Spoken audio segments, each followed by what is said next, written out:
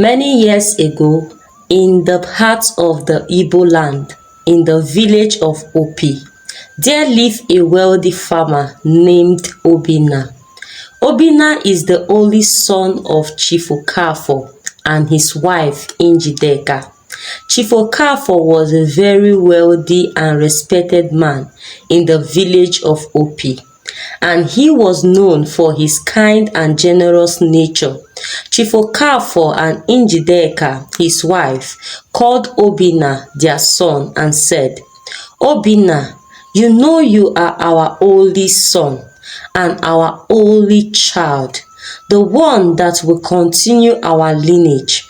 Me and your mother wants you to choose a very beautiful and respected lady from our village and settle down, so that you will bear us grandchildren before we join our ancestors. Me and your mother are getting old," Okafor said. Obina replied, "God forbid, Papa, Mama, you will not join your ancestors now. You will live to see your children. And they said, "Amen." "And for getting married, very soon I will bring to you the lady I want to get married to." Chief Okafor and Njideka was very happy. Few days later, Obina brought a very beautiful lady named Nkechi to his parents as the lady he wants to get married to. Chief Okafor and Njideka was very happy and cannot wait to start welcoming their grandchildren. The news of the marriage between Obina and Nkechi was the talk of the village. Some of the villagers were happy for them and believed they were meant for each other, while some were heartbroken and disappointed because Obina was a very wealthy farmer, good-looking, kind and generous like his father. He was the dream of every lady in Opi. 2 months later, Obina and Nkechi got married in a grand style, much to the amazement of the villagers. Their union was quickly blessed as Nkechi became pregnant. The young couple were very excited to welcome their first child, and their joy was so visible that those around could not help but notice it. Chief Okafor and Njideka was very happy to hear the news of Nkechi's pregnancy. After 9 months, Nkechi gave birth to a baby girl. Obina was very happy to welcome his first child, and Chief Okafor and Njideka was very excited to welcome their grandchild, and they named her Adaeze. After a few weeks of the arrival of Adaeze, Chief Okafor fell ill, and all effort made towards his health proved abortive, and he died. It was a sad moment for the family of Okafor. 2 years later, after the birth of Adaeze, Nkechi took in and gave birth to a baby girl, and they named her Adamma. This time, Obina was not really happy because he was expecting Nkechi to give birth to a male child. Njideka, Obina's mother, was not happy also because she wants a grandson that will continue the family legacy. After 3 years of the birth of Adamma, Nkechi became pregnant. When it was time for Nkechi to give birth, Obina sent for the midwife. When the midwife arrived, few minutes later, Nkechi gave birth. Obina, who was standing outside, rushed over as he saw the midwife Coming outside, he asked, "Ma, what is the sex of the baby?" The midwife said, "It is a girl." Obina was sad and angry. He went into the hut to meet Nkechi. Obina said to her, "Nkechi, girl again? What will I do with 3 girls?" Nkechi said, "Am I God? God is the one that gives children." Obina left angrily to his mother's hut. When he got there, he met his mother cooking. He greeted her, "Mama, good evening." She replied, "Evening, my son." She asked, "My son, why are you angry?" He said, "Nkechi has given birth to a girl." Njideka said, "Girl again? What good is a girl child to this family?" Njideka said, "My son, come and sit down so we will eat. By tomorrow, we will go to your house." The next day, Njideka and her son came to meet Nkechi. With anger, Njideka said to her, "You, this woman, you have eaten all your male children. What good is 3 girls to this family?" Nkechi said, "Mama, I'm not God that gives children. It is not my fault that I gave birth to 3 girls." Njideka said to her, "You have brought shame to this family. Your womb cannot bear a male child." She said and left. Nkechi felt so bad and wept bitterly. Njideka continued to maltreat Nkechi. Every morning, she would insult her and her daughters, calling them names. She would tell Nkechi that she has eaten all her male children and her daughters cannot amount to anything good. 5 years later, after the birth of Adanna, the 3rd daughter of Nkechi, one fateful day, Njideka called her son Obina and said, "Obina, my son, it's been 5 years after the birth of Adanna, your 3rd daughter. Nkechi, your wife, have not been able to conceive again. You know you are my only son and my only eye. I don't have any child that will continue the family name apart from you. When you grow old and join your ancestors, who will carry on the family legacy? Because your 3 daughters will get married into another family and bear their names, and our family name will go into extinction." "God forbid," Obina said. Njideka said to him, "So you have to take another wife who will become pregnant and bear us a son." Obina was pleased with the idea, so he told his mother, "Mama, you have to look for a very beautiful and well-behaved lady that I will get married to." Njideka said, "That one is a small thing. Leave it to me." Few days later, Njideka brought a beautiful lady to Obina and told him, "My son, this is the lady that we discussed about. Her name is Ezinne." Obina welcomed her and told her to come inside. When Nkechi saw them, she was shocked and surprised. In the evening, Nkechi called her husband and said, "My husband, you went ahead to take a second wife without informing me. It's not fair." Obina said, "Inform you? As what?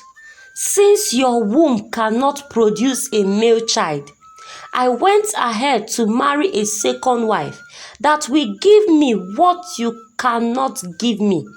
Obina said and left. Nkechi cried and asked God why he did not bless her with a male child.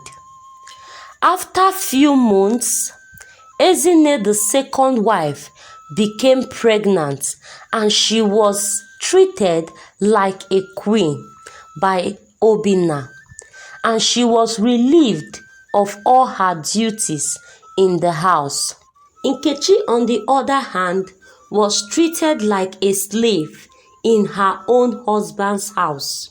She will do the house chores, from cooking to fetching water, but Nkechi was not discouraged. She was strong for her children. Every night, Nkechi will pray with her children, prophesy over their lives, and speak words of affirmation upon them. She will always tell them not to be discouraged by their present situation, that life is in phases and stages, that this is a phase in their life and it is going to pass. She will always remind them that they are the light of the world and they will shine in the place of destiny. Nkechi told her daughters that their gender is a blessing and not a curse. Adaeze, Nkechi's first daughter, said, "Mommy, we will not disappoint you. We will make you proud." Nkechi hugged her daughters and they went to bed. 9 months later, Ezine gave birth to a baby boy. Obina and his mother, Njideka, was very happy. Obina was very fulfilled. He said to his mother, "Mama, I'm now a man. My friends will stop mocking me that I did not have a male child." Then Obina lifted up his hands to the sky and said, "Chineke dalu o. Thank you for putting my enemies to shame." There was celebration in the house of Obina. Lots of food and drinks for those who came to celebrate with them. And Obina named his son Ikenna. Ikenna was loved and pampered by his father and mother, Ezine. At this point, Ezine is the golden wife of the family. Obina will do whatsoever Ezine asks him to do. One day, Ezine said to her husband, "Obim, please, I want you to chase Nkechi and her daughters out of the house. Let them pack to the small hut at the back. I don't want that witch to come and poison my son." Obina agreed and asked Nkechi to pack to the small hut at the back of the house with her children. Nkechi was calm because she knows she is fighting a silent war. Nkechi and her children was rejected and neglected by Obina. Nkechi will cry and pray to God to help her and her children. Few weeks later, Nkechi decided to start up akara business so she will be able to take care of herself and her children. Nkechi was determined to see her children become great in life. As years passed, the stink of rejection remained, but Nkechi's daughters blossomed. Adaeze, the first daughter, excelled in her education. Adamma was a talented caterer.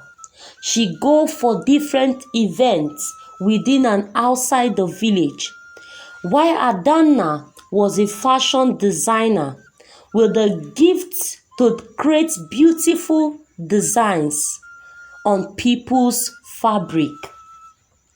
Nkechi continued to pray and encourage her children that they are made for more, that the sky is their starting point. While Ekene, the golden child, was showered with love and lots of privileges, he grew arrogant and entitled. Despite the efforts of Obina and Ezine to give Ikenna the best in life by providing all he needs, Ikenna had no ambition. He squandered his education in gambling away the money. He also joined bad gangs, which made him to start to smoke and drink a lot. His bad behavior continued to the point he joined an armed robbery gang. Obina, Ezine, and Njideka was very disappointed in the path of life Ikenna has chosen. All effort for Obina to tame Ikenna proved abortive. While Nkechi's daughters, Adaeze, Adamma, and Adanna, were doing well in their field. Adaeze was now a medical doctor who worked in one of the big hospitals in the city, while Adamma was a very well-known caterer. She was known for her diligent and beautiful service in and out of the village. And Adanna was a talented tailor with the best creative idea in and outside the village. Nkechi was so proud of her daughters. One day in the evening, Obina, Njideka, Ezine was sitting outside the hut when Ezine received a call that Ekene was shot dead when him and his gang went for a robbery operation. On hearing the news, Obina collapsed and he was rushed to the hospital. He was admitted and was in coma. Ezine developed high blood pressure due to thinking, which led to her death. Nkechi informed her children of the incident and they rushed back to the village. When they got to the village, they went to visit their father in the hospital. At the hospital, Adaeze saw that her father's state was critical. He was between life and death. She asked for her father to be transferred. So she took Obina to her hospital in the city, where he was attended to and taken care of. 2 weeks later, Obina's health was okay and he returned back to the village. Obina bowed his head in shame. He could not look at his wife and children in the face. He regretted his action. His golden child, Ekene, who was his hope and heir, is gone. Obina lamented and said, "After all I did to give Ekene a good life, He chose to follow the wrong path. Now he is gone. My hope is gone. Obina and his mother, Njideka, who was sitting close to him, lamented. Nkechi and her children went to console them. Obina felt ashamed. He regretted his actions toward Nkechi and her daughters.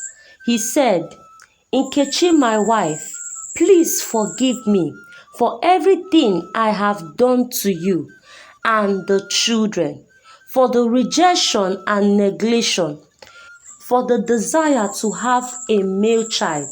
I hurt and treated you and our daughters badly. Please forgive me." Nkechi said, "My husband, I have forgiven you long time ago. You are my husband and I love you." They both hugged each other. Obina also asked for the forgiveness of his daughters, and Adaeze said, "Papa, we have forgiven you long time ago," and they hugged their father. Njideka did not utter a word.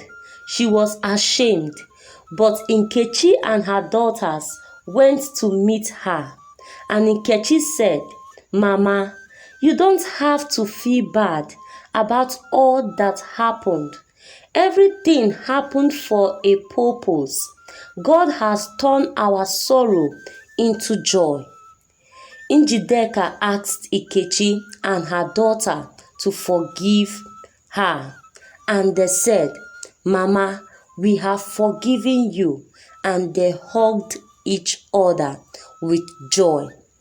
The next day, there was a family dinner, and Obina, Njideka, Nkechi, and her daughters sat down to eat.